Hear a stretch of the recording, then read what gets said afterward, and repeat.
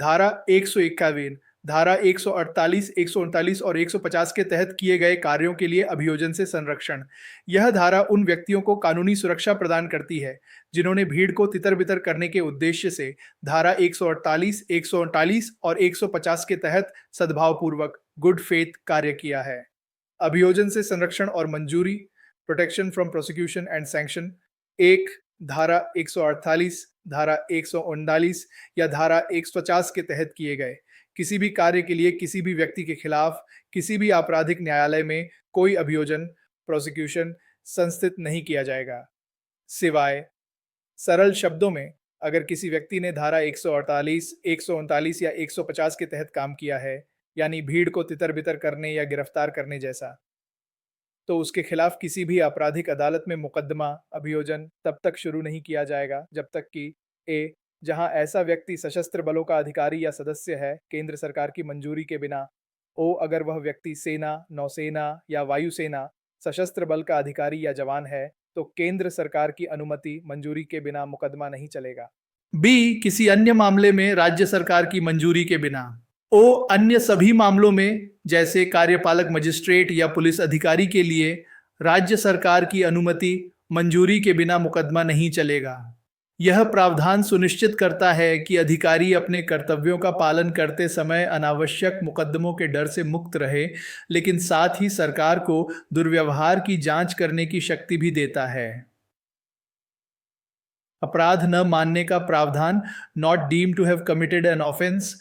To, A, कोई भी कार्यपालक मजिस्ट्रेट या पुलिस अधिकारी जो उक्त धाराओं में से किसी के तहत सद्भावपूर्वक इन गुड फेथ कार्य करता है। कोई भी कार्यपालक मजिस्ट्रेट या पुलिस अधिकारी जो ईमानदारी से और सही इरादे से गुड फेथ काम करता है।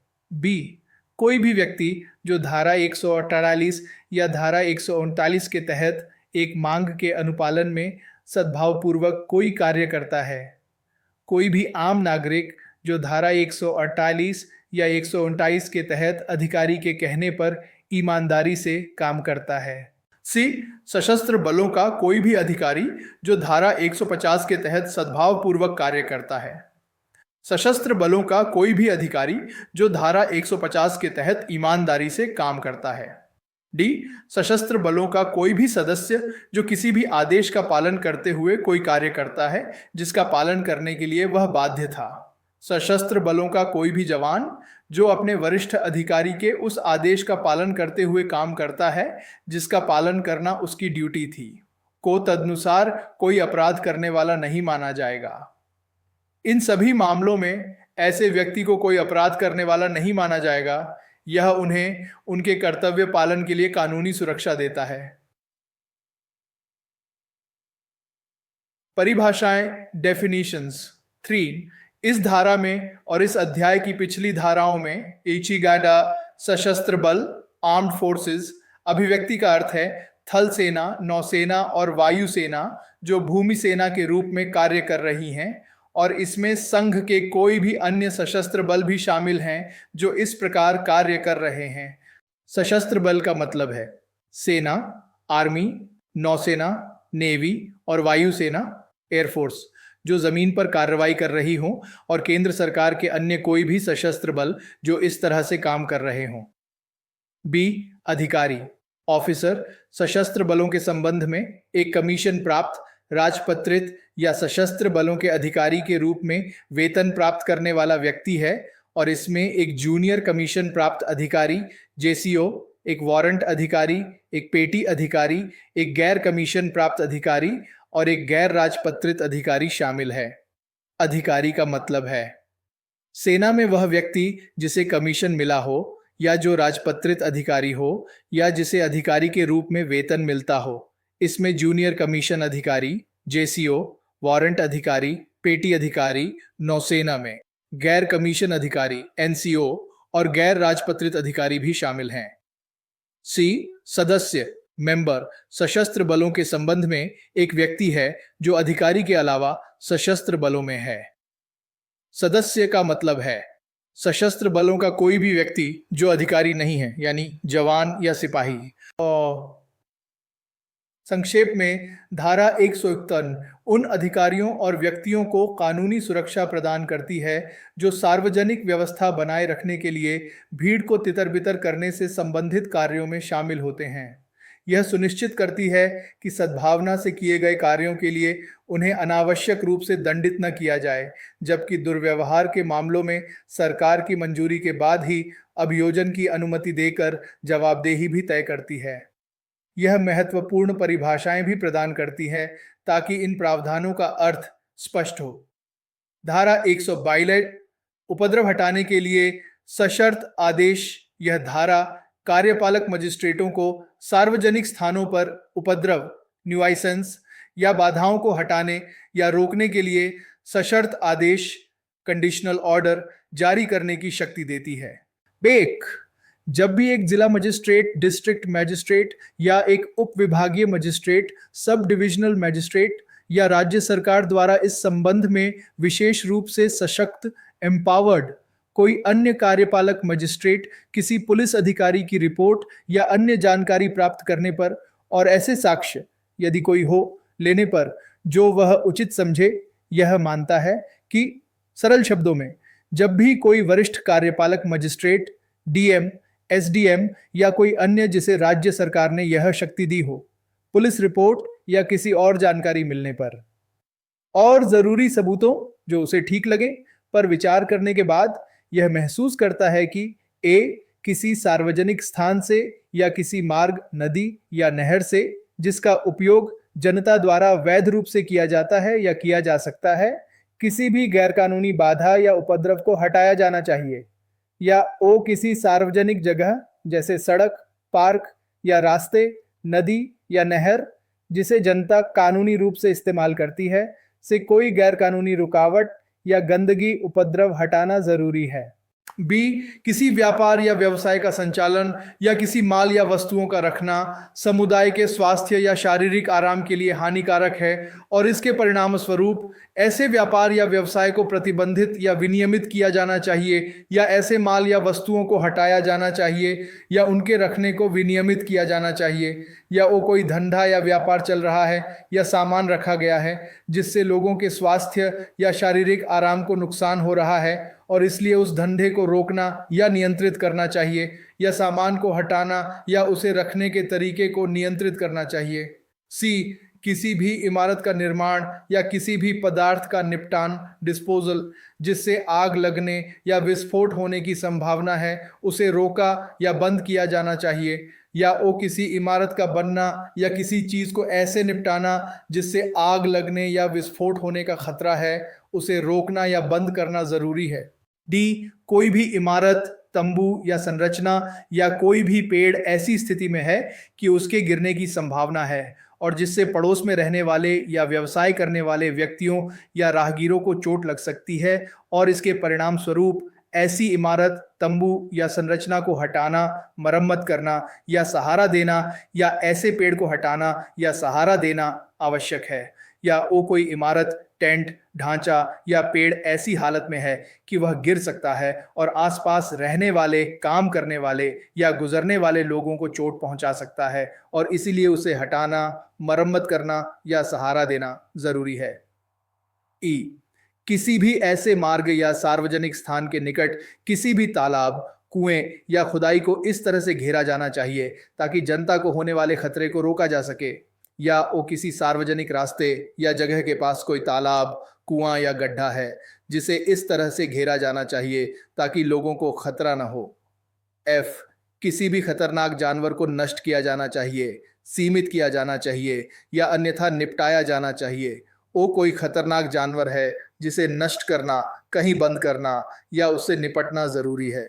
ऐसा मजिस्ट्रेट एक सशर्त आदेश कंडीशनल ऑर्डर दे सकता है जिसमें उस व्यक्ति को जो ऐसी बाधा या उपद्रव पैदा कर रहा है या ऐसा व्यापार या व्यवसाय कर रहा है या ऐसे माल या वस्तुओं को रख रहा है या ऐसी इमारत, तंबू, संरचना, पदार्थ, तालाब, कुएं या खुदाई का मालिक, कब्जा धारक या नियंत्रक है या ऐसे जानवर या पेड़ का मालिक या कब्जा धारक है, आदेश में तय किए गए समय के भीतर सरल शब्दों में जारी इन सब स्थितियों में मजिस्ट्रेट एक शर्त वाला आदेश कंडीशनल ऑर्डर दे सकता है। यह आदेश उस व्यक्ति को दिया जाएगा जो यह उपद्रव कर रहा है या इससे संबंधित है, जैसे मालिक, कब्जा धारक।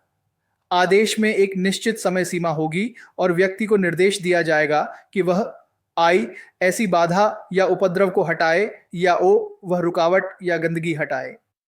आई ऐसे व्यापार या व्यवसाय को चलाना बंद कर दे, या उसे निर्देशित तरीके से हटा दे या विनियमित करे, या ऐसे माल या वस्तुओं को हटा दे या उनके रखने को निर्देशित तरीके से विनियमित करे, या ओ वह धंधा बंद कर दे या उसे हटाए या नियंत्रित करे, या सामान हटाए या उसे रखने के तरीके को नियंत्रित करे।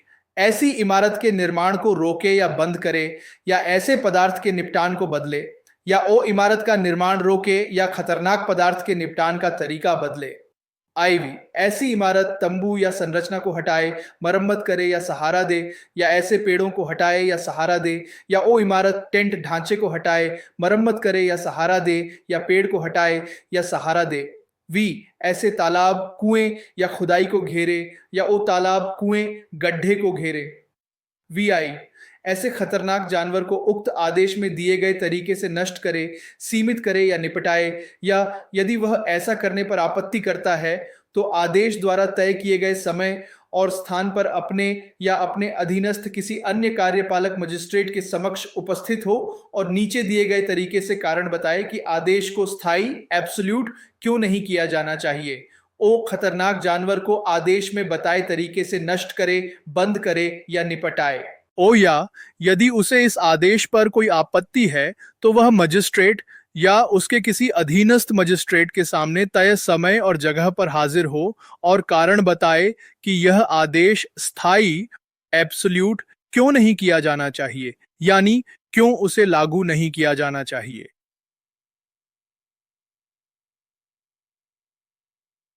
सिविल न्यायालय का क्षेत्राधिकार, ज्यूरिसडिक्शन ऑफ सिविल कोर्ट।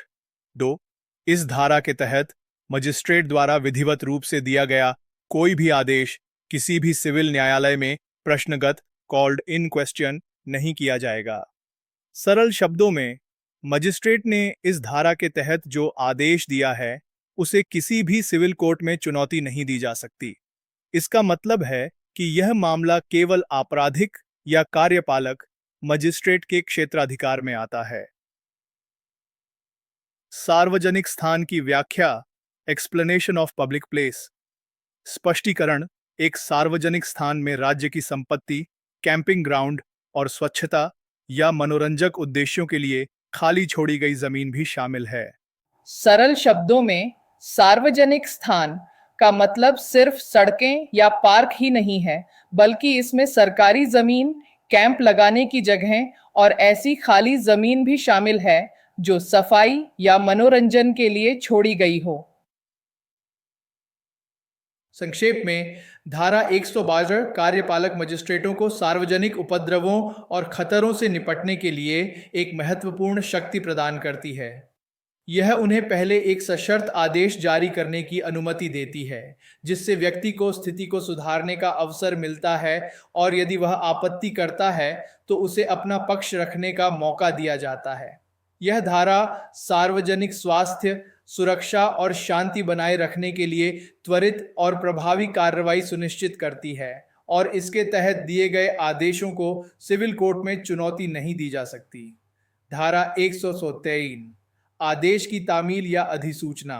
यह धारा बताती है कि धारा 152 के तहत उपद्रव हटाने के लिए दिए गए सशर्त आदेश को संबंधित व्यक्ति तक कैसे पहुंचाया जाएगा। आदेश को यदि व्यावहारिक हो तो उस व्यक्ति पर तामील किया जाएगा जिसके खिलाफ यह बनाया गया है, उसी तरीके से जैसा कि समन की तामील के लिए यहाँ प्रदान किया गया है। सरल शब्दों में, मजिस्ट्रेट ने जो उपद्रव हटाने का आदेश दिया है उसे जिस व्यक्ति के खिलाफ दिया गया है उस तक पहुंचाया जाएगा, तामील किया जाएगा। यह तामील ठीक उसी तरीके से होगी जैसे किसी समन को तामील किया जाता है, यदि ऐसा करना व्यावहारिक, प्रैक्टिकेबल हो। इसका मतलब आमतौर पर व्यक्ति को सीधे आदेश की कॉपी देना, या उसके घर पर किसी वयस्क सदस्य को देना, या उसकी अनुपस्थिति में घर पर चिपकाना हो सकता है। तो यदि ऐसा आदेश इस प्रकार तामील नहीं किया जा सकता है तो इसे राज्य सरकार द्वारा नियमों द्वारा निर्देशित तरीके से प्रकाशित उद्घोषणा प्रोक्लेमेशन द्वारा अधिसूचित किया जाएगा और उसकी एक प्रति ऐसे स्थान या स्थानों पर चिपकाई जाएगी जो ऐसी जानकारी को उस व्यक्ति तक पहुंचाने के लिए सबसे उपयुक्त हों।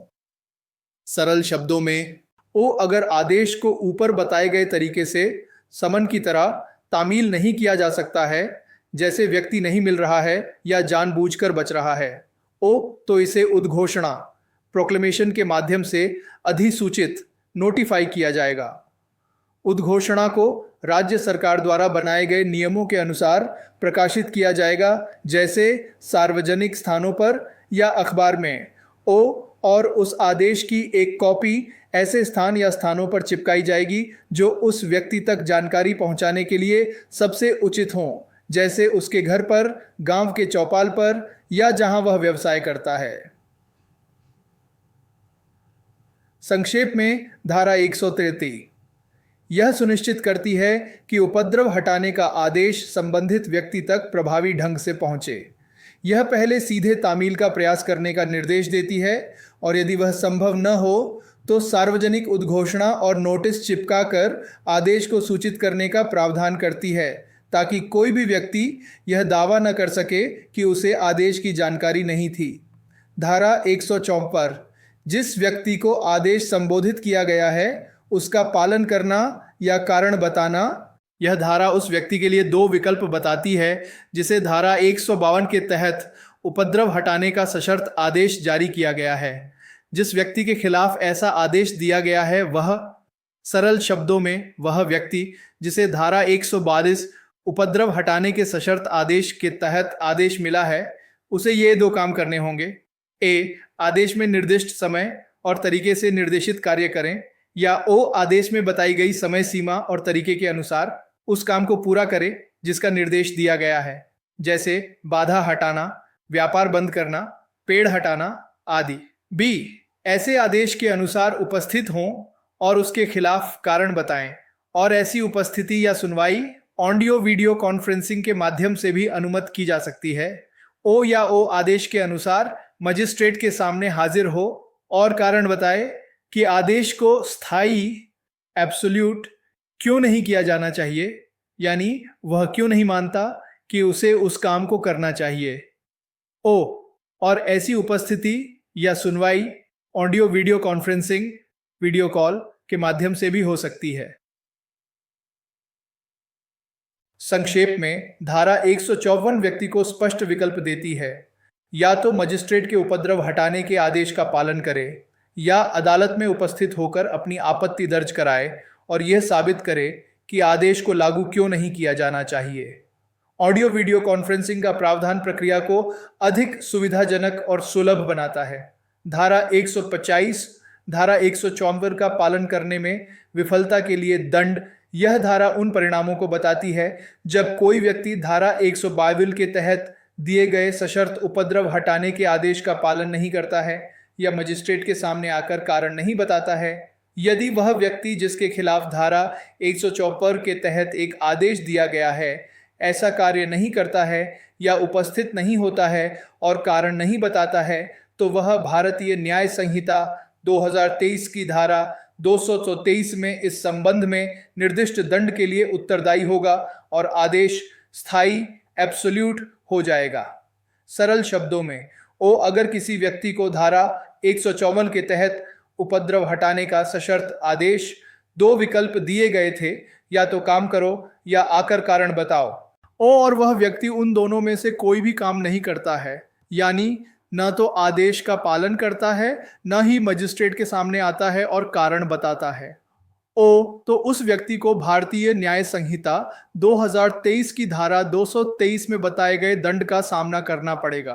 और साथ ही उपद्रव हटाने का वह सशर्त आदेश स्थायी एब्सोल्यूट हो जाएगा। इसका क्या मतलब है? आदेश का स्थायी होना, ऑर्डर बिकमिंग एब्सोल्यूट। जब आदेश स्थायी हो जाता है तो इसका मतलब है कि व्यक्ति के पास अब आदेश का विरोध करने का कोई मौका नहीं है। यह आदेश अब अंतिम और बाध्यकारी बन जाता है और इसे लागू किया जा सकता है, भले ही व्यक्ति सहयोग न करे। दंड धारा 223 भारतीय न्याय संहिता 2023 जो भारतीय दंड संहिता 1860 की धारा 128 का स्थान लेती है, आमतौर पर लोक सेवक द्वारा विधिपूर्वक दिए गए आदेश की अवज्ञा से संबंधित है। इसका मतलब है कि ऐसे व्यक्ति को जुर्माना या कारावास या दोनों की सजा हो सकती है। संक्षेप में, धारा 150 यह स्पष्ट करती है कि मजिस्ट्रेट के उपद्रव हटाने के सशर्त आदेश की अवहेलना करने के गंभीर परिणाम होंगे। व्यक्ति को न केवल कानून के तहत दंडित किया जाएगा, बल्कि उपद्रव हटाने का आदेश भी अंतिम रूप से लागू हो जाएगा, जिससे उसे उस बाधा या उपद्रव को हटाना ही पड़ेगा।